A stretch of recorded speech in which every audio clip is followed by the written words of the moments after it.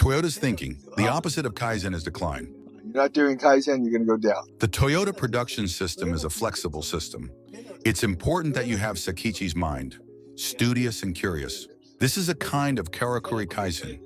This is a kind of parts speeder. This can generally cost as much as 300,000 yen, or about $3,000.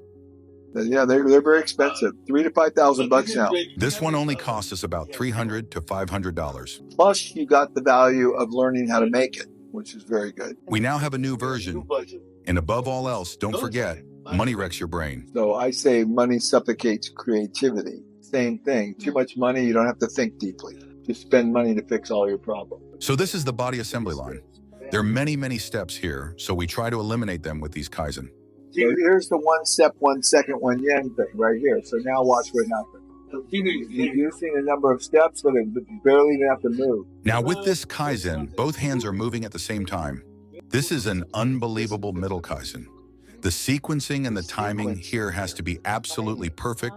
As the engine raises up from the bottom and is put in, the worker has to be at a particular height and his tools has to be readily available. The next operation requires him to access from the top engine compartment. I think it runs better than the Shinkansen. This is an example of a Jidoka. Call the leader, call the operator. If he doesn't come, the line will stop. Now the leader comes and he asks the team member what happened, and he affirms that it's okay. He pulls the Jidoka cord and releases the line to continue. And this is a very important point. 200 to 300 times a day, this happens in almost all Toyota plants. So this is a common occurrence. Stopping the line is a common thing. Ono-san said that if you don't stop the line, it's no good, because problems are then hidden.